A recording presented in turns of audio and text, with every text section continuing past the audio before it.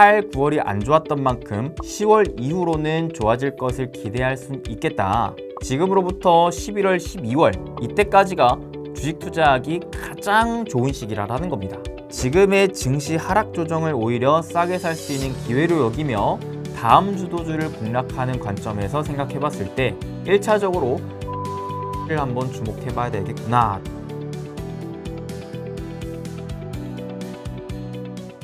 행보 반갑습니다. 여러분들의 행보 파트너 수빈쌤입니다. 우리 여러분들 이번 추석 연휴 정말 긴 연휴 기간이었는데 어떻게 잘 보내셨을까요? 이번 연휴 기간 동안에는 오히려 차가 많이 없더라고요. 실제로 연휴 기간이 길어서 그런지 이번에는 국내가 아닌 해외여행을 많이 다니신 것 같더라고요. 저도 이참에 해외여행 갔다 올까 계속 고민했었는데 지금 멤버십 전용 책을 집필하고 있는 상황이라서 아쉽게도 이번 연휴 기간 동안에는 계속 카페에 앉아서 책 쓰느라고 바빠가지고 따로 여행 일정을 잡지 못했는데 혹시 저와 같이 이번 긴 연휴 기간 동안 특별한 여행 일정을 잡지 못하신 분들은 2년 뒤 추석을 한번 노려보세요. 그때 최소한 일주일 정말 긴 연휴를 맞이할 수 있게 된다고 합니다. 저도 그때는 반드시 해외여행을 가도록 하겠습니다.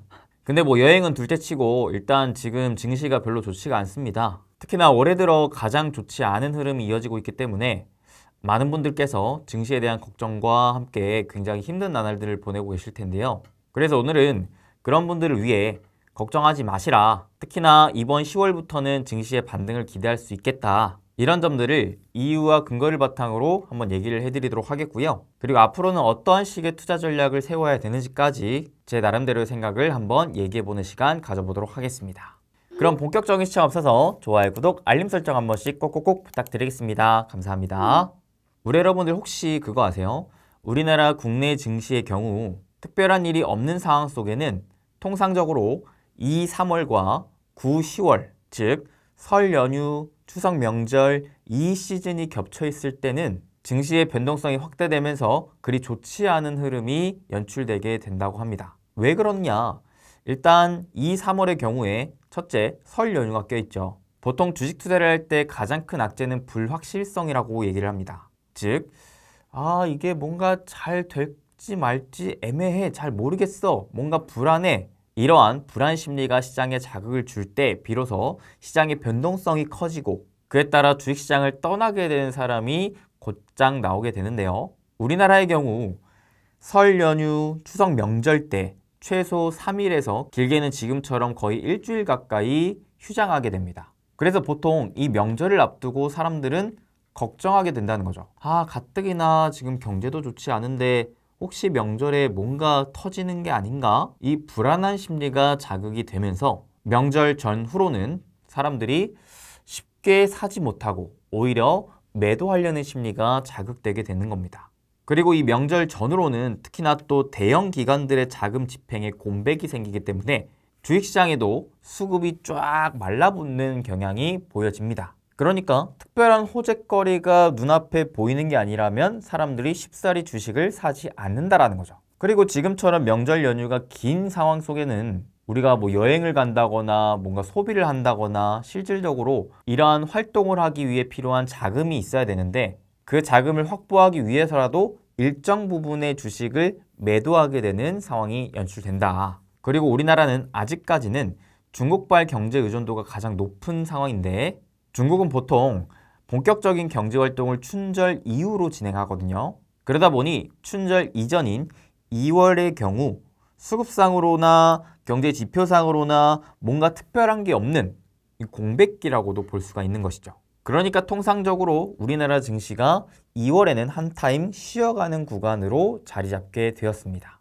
그 다음 추석 명절이 껴있는 9, 10월 같은 경우도 마찬가지인데요. 이때는 특히 연말도 앞두고 있는 상황이기 때문에 일부 펀드나 기관계에서는 연말을 앞두고 성과를 측정해야 되는지라 어느 정도 포지션 청산을 위해 가지고 있던 주식들을 매도하는 경우가 많다 보니까 특히나 강했던 주도주들 위주로 많이 꺾이는 현상이 나오게 됩니다. 이게 무슨 말이냐면 결국 펀드 운용하는 자산운용사라든지 기타 기관계에서는 매년마다 운용사의 실적을 발표해야 되는 게 있는데 실적을 좋게 발표해야 되다 보니까 상반기부터 가지고 있었던 수익권 종목들을 연말을 앞두고 어느 정도 청산해야 된다는 거예요. 그래야 내 실적을 좋게 포장해서 발표할 수 있기 때문에, 그 다음에 또 내년을 준비할 수 있기 때문에, 그래서 이러한 용도의 매도세가 또 연말을 앞둔 이 한 9월, 10월 정도 경에 나오게 되더라. 마지막으로는 주식을 많이 갖고 있는 대주주들도 마찬가지, 양도 차익 과세를 또 회피하기 위한 매도 물량이 이때쯤 또 나오게 됩니다. 연말을 앞두고 있는 지금의 시점에서 대주주들의 매도 물량 또한 같이 나오게 된다는 거죠. 그렇기 때문에 실제로 내가 투자한 기업의 가치가 훼손된 게 아님에도 불구하고 어쩔 수 없이 연말을 앞두고 팔아야 되는 이러한 현상이 나오기 때문에 보통 우리나라 주식시장의 경우 9, 10월에 수급적인 요인으로 국내 주식시장이 좋지 않은 현상으로 이어지는 흐름이 많이 연출되게 되는 것이죠. 그리고 아무래도 우리나라는 미국 쪽으로의 경제 의존도도 높은 국가인 만큼 미증시 움직임에 따른 영향도 많이 받게 되는데요. 이 미증시 역시 마찬가지 통상적으로 변동성 지수라고 하는데 VIX 지수라고, 이 변동성 지수가 8월에서 10월까지 가파르게 올라가는 구간이 많이 나오게 된다고 합니다. 일반적으로 변동성 지수가 높아질 때는 주식시장이 좋지 않기 때문에 미증시 역시 마찬가지 통상 8, 9, 10월 경에 좋지 않은 흐름으로 이어진다는 것이죠. 그래서 보통 특별한 일이 없더라도 우리나라 같은 경우에 9, 10월쯤에는 주식시장이 좋지 않은 흐름으로 이어질 가능성이 매우 높기 때문에 이 시기가 오기 전에는 일부 현금 비중을 확보해 놓는 것도 어느 정도 투자 전략이 될 수가 있겠고요. 근데 이건 이미 지나간 과거잖아요. 결국 투자는 앞으로의 미래를 보면서 해야 되기 때문에, 자, 그렇다면 10월 이후로부터는 주식시장이 좋아질 것이느냐, 이걸 우리는 또 주목해야 되지 않겠습니까? 앞에서 봤던 지표들을 참고해 보니까 통상적으로 미국의 변동성 지수 그리고 우리나라의 증시의 방향성 모두를 봤을 때 보통 10월이 지난 11월, 12월경 이때가 굉장히 좋은 흐름으로 이어지는 구간이었다고 합니다. 즉, 특별한 일이 없는 이상 지금으로부터 11월, 12월 이때까지가 주식 투자하기 가장 좋은 시기라는 겁니다. 그리고 또 참고할 만한 자료가요. 미국의 다우, 나스닥, S&P 500의 이 3대 지수가 최근 8, 9월 2개월 연속 하락했거든요. 근데 미증시의 역사를 봤을 때 전체 기간 중에 3개월 연속 미국의 3대 지수가 모두 떨어질 확률은 불과 5%에 불과하다고 합니다. 심지어는 2010년대 이후 지표로 따져보면 더 낮은 확률이라고 하는데요.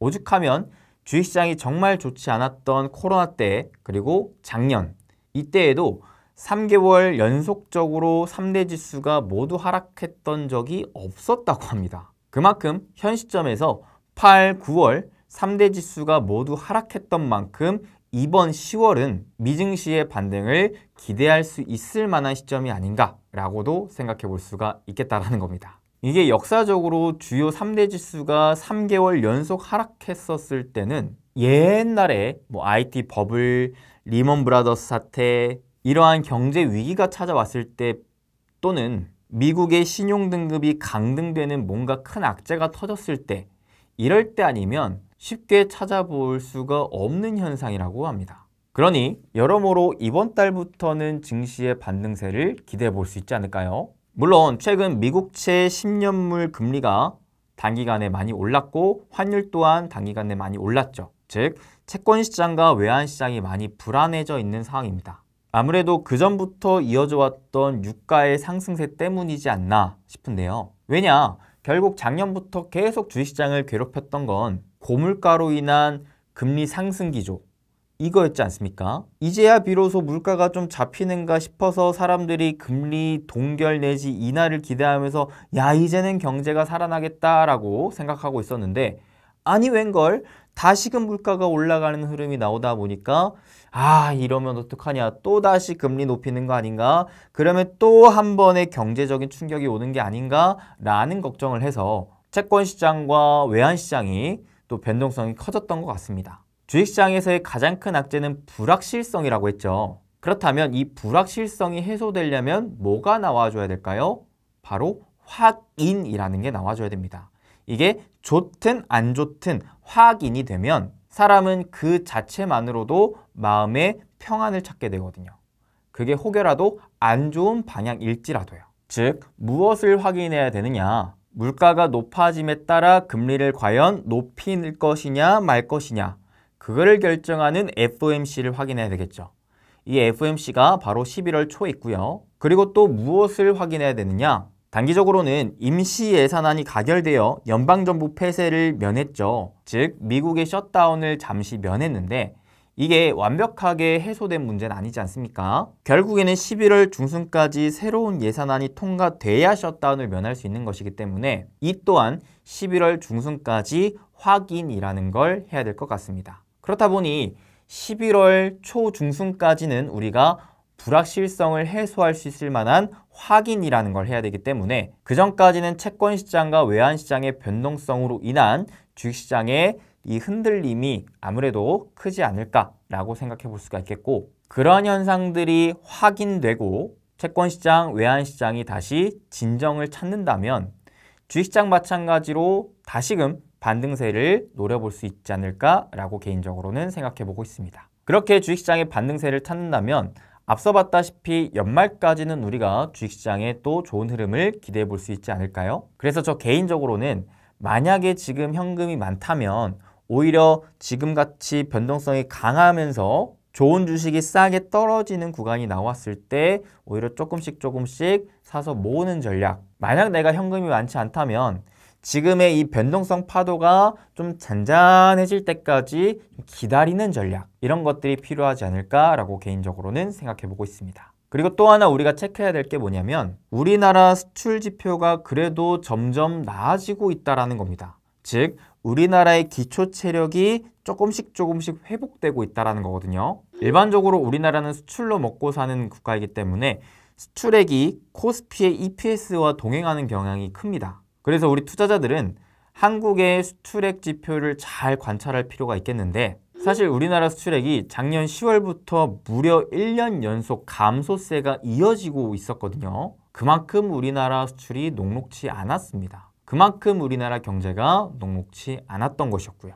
근데 다행인 건 1년 동안 감소세가 이어지긴 했지만 그 감소 폭이 점점 줄어들었다는 겁니다. 수출 단가와 물량 모두 지난달보다 양호했고 특히나 반도체 수출이 회복세가 강하게 나오고 있다는 겁니다. 이건 아무래도 삼성전자를 비롯해 지난 1분기 이후에 본격적인 감산을 했던 게 비로소 일부 디램 가격의 상승과 수출 회복의 효과를 이끌어낸 게 아닌가라고 생각이 듭니다. 그렇다는 건 감산에 따라 반도체 수출 회복이 유의미하게 확인됐다는 것 자체가 앞서 감산을 더 강화했었기 때문에 앞으로의 반도체 수출 회복세는 더 커질 것을 기대할 수 있지 않을까라는 생각도 가져보게 되었습니다. 그래서 개인적으로는 지금의 증시 하락 조정을 오히려 싸게 살 수 있는 기회로 여기며 다음 주도주를 공략하는 관점에서 생각해 봤을 때 1차적으로 이 반도체를 한번 주목해 봐야 되겠구나라고 생각을 했고요. 물론 우리나라의 수출 감소 폭이 줄었다고 해서 이게 수출 전체액이 증가한 게 아닙니다.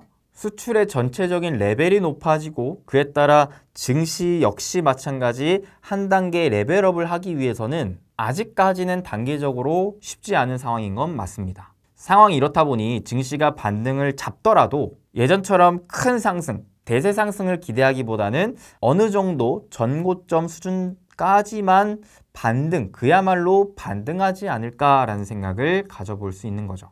그러니까 정리를 해보자면 통상적으로 8, 9월이 안 좋았던 만큼 10월 이후로는 좋아질 것을 기대할 수 있겠다. 다만 11월 FOMC 회의를 앞둔 상황에서 변동성이 클 수는 있다 보니까 현금이 많은 사람들은 그 변동성을 오히려 활용할 수는 있겠지만 현금이 없는 분들은 이 변동성 파도가 지나갈 때까지는 천천히 차분하게 인내하며 기다리는 것이 좋겠다. 굳이 무리하진 않아도 될 것 같다. 사실 여러분들 쉬는 것도 투자거든요.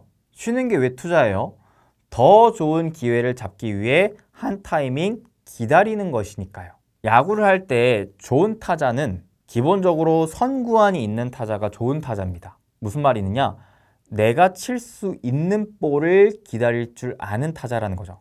굳이 볼에 휘두르지 않고 딱 치기 좋은 스트라이크 존에 오는 공만 휘두를 줄 아는 타자라는 겁니다. 그 타자에게는 스트라이크가 아닌 볼로 가는 공을 치지 않고 기다릴 줄 아는 것도 나름대로의 투자인 셈이죠. 그러니까 지금처럼 투자하기 쉽지 않은 구간에서는 오히려 한 타이밍 쉬어가는 것도 투자의 일환이라고 생각을 하시면서 좀 더 좋은 때를 차분하게 기다리고 인내하시면 좋을 것 같습니다. 항상 위기 뒤에는 기회가 따라 붙거든요. 다만 손은 쉬어도 머리는 쉬지 않아야겠죠. 바로 공부를 하는 것인데 어떤 공부를 하느냐?